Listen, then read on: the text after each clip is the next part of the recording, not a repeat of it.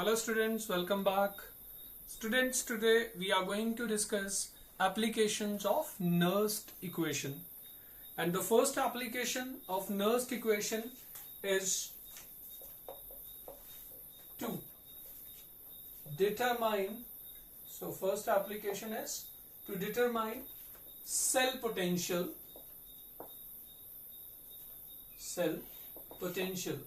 So that means आप किसी भी इलेक्ट्रोकेमिकल सेल का potential at concentration other than 1 molar अगर निकालना चाहते हैं तो नर्स्ट इक्वेशन आप यूज कैसे करेंगे मैं आपको बता देता हूं.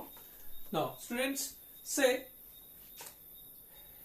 अगर मेरे पास एक इलेक्ट्रोकेमिकल सेल है और मुझे उसका पोटेंशियल निकालना है at a concentration which is different from 1 molar, तो मुझे नर्स्ट इक्वेशन यूज करना है which is cell potential or EMF of the cell will be equal to the standard cell potential minus 0.059 upon n log to the base 10 of concentration quotient, and I'm assuming that temperature is 298 Kelvin.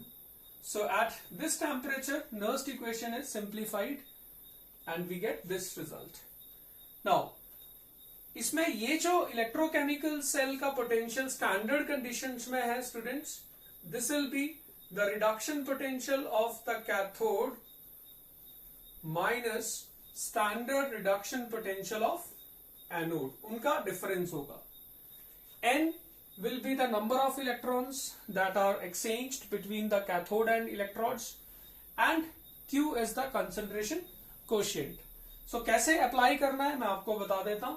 Say if I have Daniell cell where zinc electrode is placed in say zinc sulfate having concentration say C1 moles per liter, and then I have copper electrode dipped in copper sulfate having concentration C2. So this is the Daniell cell. अब इस Daniell cell का अगर मुझे cell potential निकालना है at a concentration other than 1 molar, so ये C1 C2 मैं assume कर रहा हूं ये 1 मोलर नहीं है, तो उसके लिए हम पहले N फाइंड आउट करेंगे. So at anode students we know that zinc gets oxidised to zinc ions, ठीक है, and the concentration of zinc ions we know is C1, and there is a loss of 2 electron. At cathode the copper 2 positive aqueous ions having concentration C2, they are reduced to give copper solid. So this is the reaction that occurs at anode, and this is the reaction which occurs at cathode. So ये cathode पे हो गया. Now आपको overall equation जब बनाना है electrons को equate करना होता है, ये ऑलरेडी इक्वल है. सो यहां से मुझे ये पता चल गया that number of moles of electrons that are involved at electrodes is equal to 2. अभी इसका ओवरऑल इक्वेशन लिख लेते हैं. So overall redox reaction that occurs during working of the electrochemical cell is this. Now so this is the overall equation. अब students आप इससे, ठीक है, आप इसका कंसंट्रेशन कोशिएंट Q निकाल सकते हैं, और वो क्या होगा. Now concentration of copper solid which is taken unity into concentration of zinc ion, that means anode पे जो है वही आयन हो जाएगा, उसका concentration divided by concentration of zinc solid which is unity into concentration of copper ion. So this is the concentration quotient. So N का value पता चल गया, आपको Q पता चल गया, स्टैंडर्ड सेल पोटेंशियल आप निकाल सकते हैं, तो यहां पुट कर देंगे. एंड से अगर इस सेल का पोटेंशियल स्टैंडर्ड सेल पोटेंशियल से 1.10 वोल्ट है तो मैं ये वैल्यू यहां पुट कर दूंगा, एंड देन आप इसको सिंप्लीफाई करके लिख सकते हैं. ओके, सो स्टैंडर्ड वैल्यू से आपको पता ही होगा, सो जो भी गिवन होगा आपने पुट कर देना. से अभी तो मैं उसको E0 लिख रहा हूं. So this is standard cell potential minus 0.059 upon n was 2 log concentration quotient was concentration of the zinc ion upon concentration of the copper ion. So इसको वैल्यूज अगर पुट करने हैं तो 0.059 upon 2 log. Now the zinc ion concentration was taken C1 and the copper ion concentration was C2. So आपको C1 और C2 दिया रहेगा, आपने पुट करना है. E नॉट सेल आपको से पता है, वो भी पुट करना है, आपका सेल पोटेंशियल निकल जाएगा. So this is how we apply Nernst equation. So let's apply this to a question. I have a question which says that copper solid is placed in copper aqueous ions having concentration say 0.1 molar. Saltbridge, and then silver ions having concentration say 0.01 molar is reduced to silver at cathode. Now, given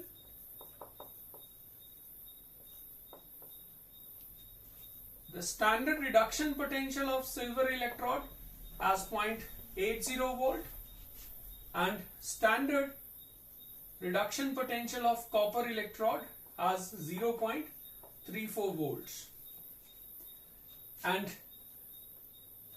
we have to find EMF of this cell. इस cell का हमें EMF निकालना है at 298 Kelvin. Now see students, कैसे करेंगे आप? एक किसी भी इलेक्ट्रोकेमिकल सेल का EMF will be equal to the standard cell potential minus 0.059 upon n log concentration quotient. Now ये वैल्यू आप निकाल सकते हैं. Now सी, अगर आपके पास ये कैथोड का पोटेंशियल है, ये एनोड का पोटेंशियल है, तो standard cell potential would be what? Electrode potential of cathode, that is silver electrode, minus electrode potential, मैं रिडक्शन पोटेंशियल को ही कंसीडर कर रहा हूं. So we have this 0.80, this is 0.34, so this is 0.46 volt. So ये value आपको से 0.46 volt हो गया माइनस 0.059. नाउ आपको n ढूंढना है. सो वो कैसे होगा? सी, इसको मैं रब कर देता हूं. Now to find out n, that is number of moles of electrons, we write electron reactions.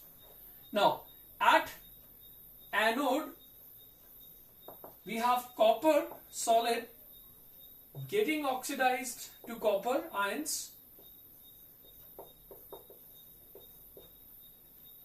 and loses 2 electrons. At cathode we have silver ions getting reduced to silver solid. Now we add this, but before adding make sure that electrons are equal. अभी ये 2 है, ये 1 है, so multiply this equation by 2 so that electrons are equal. Now, so we see that at anode 2 electrons are got lost, and at cathode overall 2 electrons are gained. So number of electrons that are involved is 2. So यहां पर आपका value 2 आ जाएगा. Now log, and we have concentration quotient. अब वो भी निकाल देते हैं. Overall equation में we have copper solid plus 2 moles of silver aqueous ions giving 2 moles of silver solid and copper 2 positive aqueous ions. Now concentration quotient for this reaction is concentration of silver solid raised to power 2, but concentration of a solid is taken 1, so 1 raised to power 2 is 1 into concentration of copper ion upon, again concentration of copper solid is taken unity, So we have concentration of silver ion raised to the power 2, and we have copper 2 positive ion concentration as 0.1, which is 10 raised to power minus 1, and that of silver ion we have 10 raised to power minus 2 raised to power 2, so this becomes 10 raised to power minus 4. So Q, by solving this, we get 10 raised to power 3. So put Q is 10 raised to power 3. So now we solve this to find potential, which is 0.059 upon 2, and this can be written as 3 log 10, and log 10 is 1. So itne volts ye bhi ho gaya. So this is 0.46 minus 0.0295 into 3 volts. So students, आप इसको फिर solve करके इस cell का potential बता सकते हैं. So this is how we apply Nernst equation. The important thing while calculating concentration quotient is that ये coefficient जो है means silver ion का जो coefficient था equation में 2 था. So this power जो silver ion का concentration है, this concentration term should be raised to the same coefficient 2. दो आपको सेल रिप्रेजेंटेशन में ये कोफिशिएंट्स नहीं पता दिखेंगे, बट आपको पता है कि सेल रिएक्शन लिखते वक्त आपको कंसंट्रेशन टर्म को उसी पावर से लिखना पड़ेगा जो उसका बैलेंस्ड इक्वेशन में कोफिशिएंट है. सो सिल्वर आयन का रेज टू पावर 2 है, copper ion raise to power 1 ही रहेगा. सो ये बहुत इंपॉर्टेंट है. So this is how we use Nernst equation to determine cell potential at a concentration other than 1 molar. Now students, the next application of the Nernst equation is to find. So next important application is to find or to determine cell potential of concentration cell. Now पहले तो आपको समझना होगा concentration cell होता क्या है. Now what do you mean by concentration cell? इसको पहले समझ लेते हैं. So concentration cell दो टाइप के होते हैं. One is called electrolyte concentration cell, and the second one is called electrode concentration cell. Now दोनों में क्या डिफरेंस है मैं आपको बता दूं. In electrolytic or electrolyte concentration cell, we have two electrodes of same material, and they are placed in electrolytic solutions of the same substance but having different concentration. मतलब आपके पास दोनों electrodes same material के होंगे, दोनों को आप place करेंगे in half sales, और उन हाफ सेल्स में जो इलेक्ट्रोलाइट होगा वो भी दोनों का सेम होगा, but concentration of the electrolyte will not be same. जैसा कि सपोज मेरे पास है, से कोई भी ले लेते हैं, I have copper in copper sulphate, ठीक है, having concentration say C1, and the second we have copper sulphate aqueous having concentration C2 and copper. So दोनों इलेक्ट्रोड्स सेम मटेरियल के हैं, दोनों को प्लेस किया गया इन हाफ सेल सॉल्यूशंस, वो भी सेम सब्सटेंस के हैं, say copper sulphate, but the concentration of the electrolyte is not same. और ये सेल वर्क करेगा बिकॉज कंसंट्रेशन डिफरेंट होने से इन दोनों इलेक्ट्रोड्स का पोटेंशियल डिफरेंट है. So there will be some potential difference जिसको हम सेल पोटेंशियल बोलते हैं. Now the second type of the concentration cell is electrode concentration cell.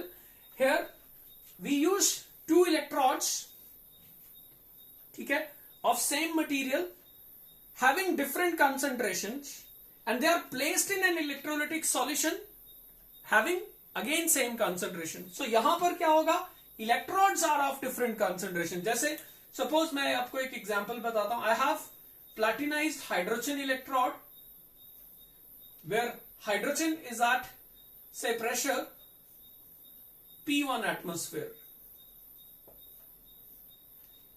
and it is dipped in what? Acidic solution H positive having concentration से 1 molar, सो दोनों ही तरफ concentration ये same है। And दूसरा इलेक्ट्रोड भी आपका क्या है, it is again hydrogen electrode but it is maintained at pressure P2 atmosphere, ठीक है। सो दोनों ही प्लैटिनाइज्ड हाइड्रोजन इलेक्ट्रोड्स है, बट यहां पर क्या है, they are placed in same electrolyte having same concentration, but the electrode concentrations are different because यहां पर प्रेशर P1 है, यहां पर P2 है। So how to apply Nernst equation for these concentration cells. So पहले मैं इलेक्ट्रोलाइट कंसंट्रेशन सेल आपको बता देता हूं।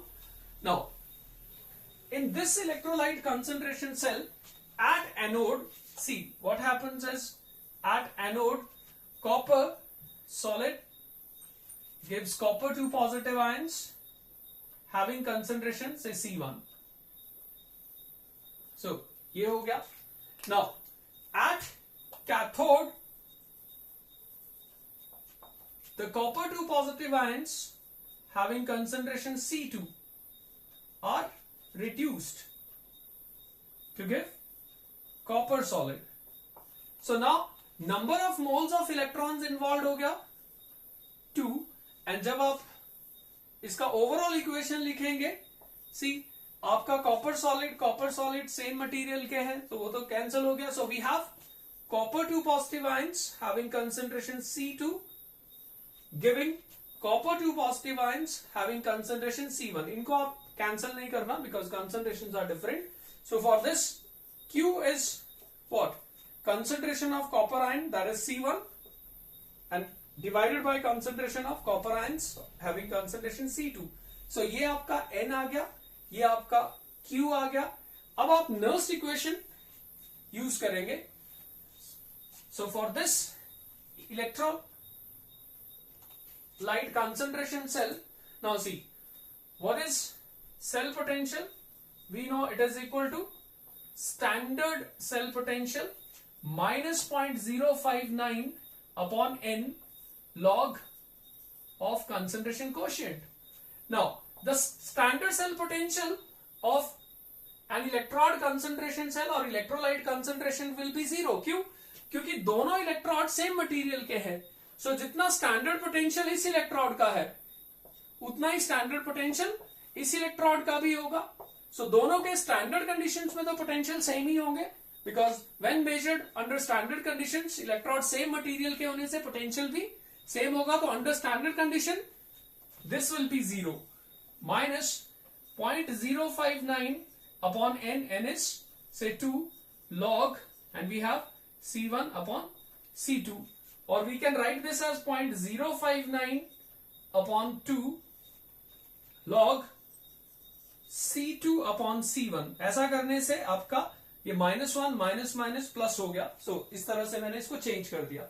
सो this is how we find cell potential.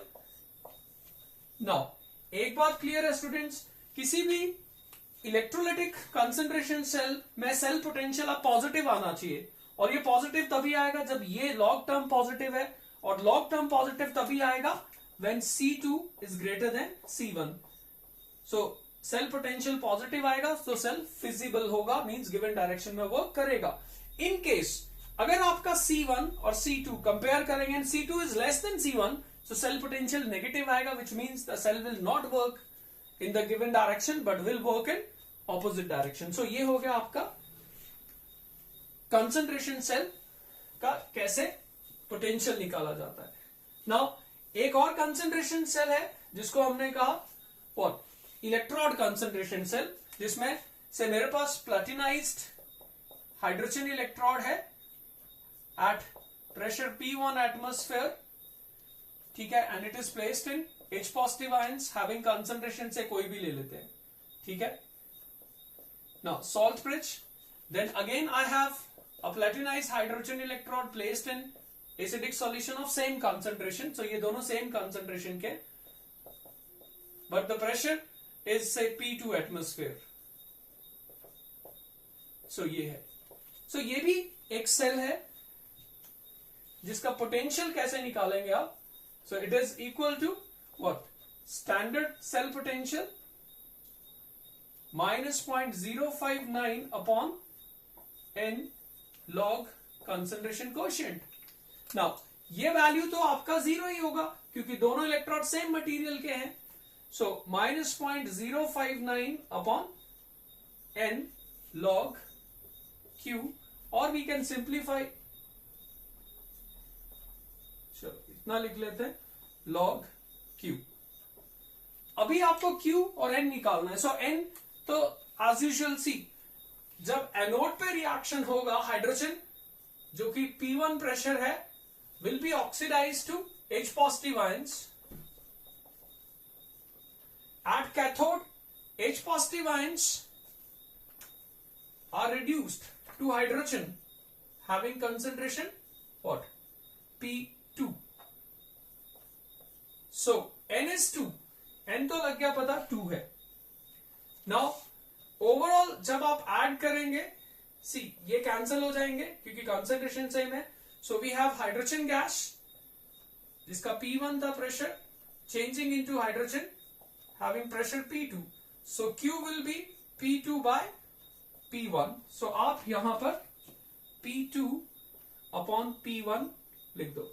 सो ये हो गया, और you may write it as 0.059 upon 2 log P1 upon P2। और अगर आप चाहते हैं कि ये सेल फिजिबल हो यानी स्पॉन्टेनियसली वर्क करे, तो उसके लिए आपका अब P1 P2 से ज्यादा आना चाहिए। So this is how we find cell potentials of concentration cell. Now next application is to find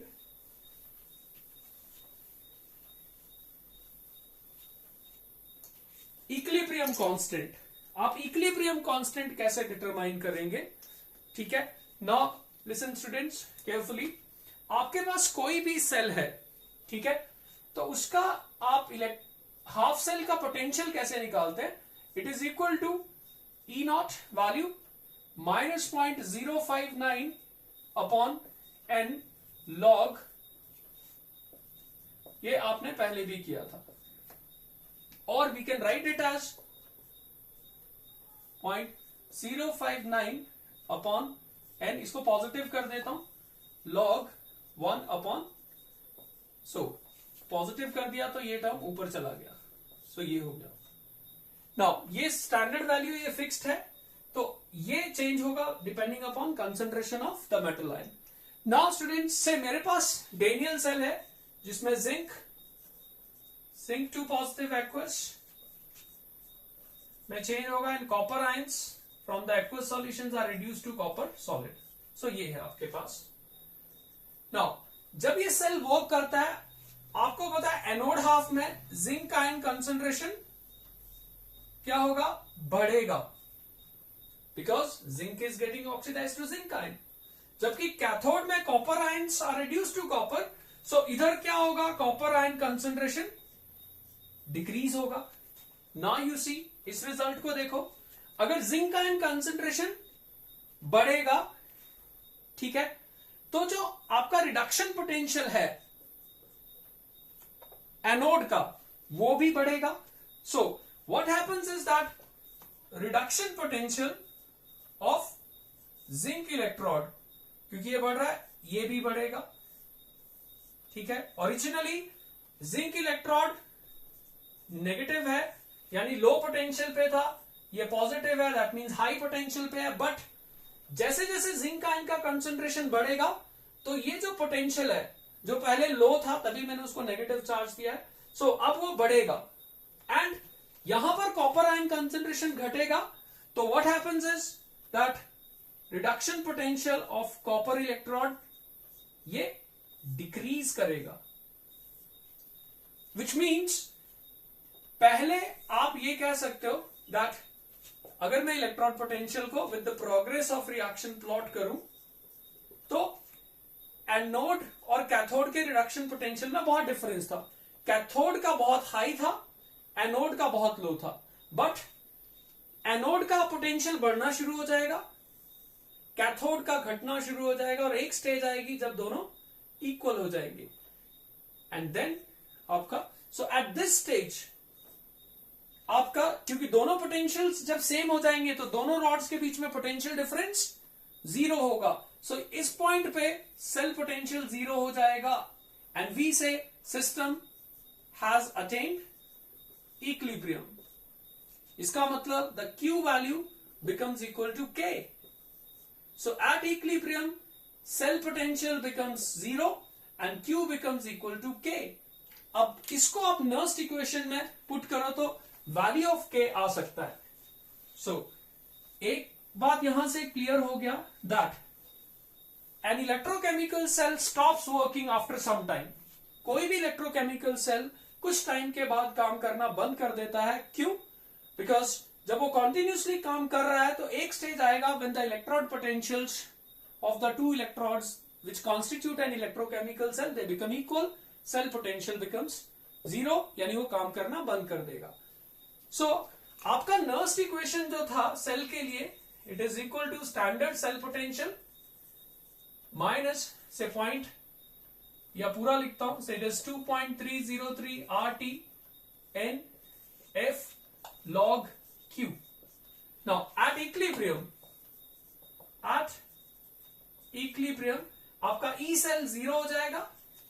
standard cell potential ये तो फिक्स्ड है, minus 2.303 RT n F log Q and Q is equal to K. But इसके 0 होने से आपका cell potential standard is equal to 2.303 RT NF log K. और अगर आप सिंप्लीफाई करें आप इसको एट 25 डिग्री सेल्सियस, आपका ये सिंप्लीफाइड रिजल्ट होगा E not cell, that is standard cell potential will be equal to 0.059 upon n into log of K. So ये रिजल्ट आपको, ठीक है, मैंने बता दिया कैसे डिराइव हुआ. अब फ्रॉम दिस नाउ सी, इससे आप log K निकाल सकते हैं. सो this is very very important result. From this your log K would be what? n into standard cell potential 0.0599. So K would be what? Antilog of this. So जो भी आप calculate करेंगे, so इस तरह से K आ जाएगा. और we can write it as 10 raised to power, जो भी ये वैल्यू है, n into E naught cell upon 0.059. So this is how K can be determined using Nernst equation. So students, ये था आपका how to apply Nernst equation to find equilibrium constant. And important thing is that जब भी आप equilibrium constant K को relate करोगे, remember this is very very important, ये important point है that equilibrium constant K is related to standard cell potential. It is related to standard cell potential means ये relation यहाँ standard के साथ है, K और इसका. K cannot be related to, कभी भी गलती मत कर देना, K cannot be related to what? E cell. क्यों? क्योंकि K means equilibrium constant and equilibrium constant आपको पता है किस स्टेज पे निकाला जाएगा? At equilibrium. But at equilibrium, so ये क्यों ऐसा है? Because at equilibrium आपका सेल पोटेंशियल तो 0 हो जाता है. सो आप कभी भी K को E सेल से रिलेट नहीं करोगे, you will relate it to standard cell potential. So that is all for today, students. Thank you.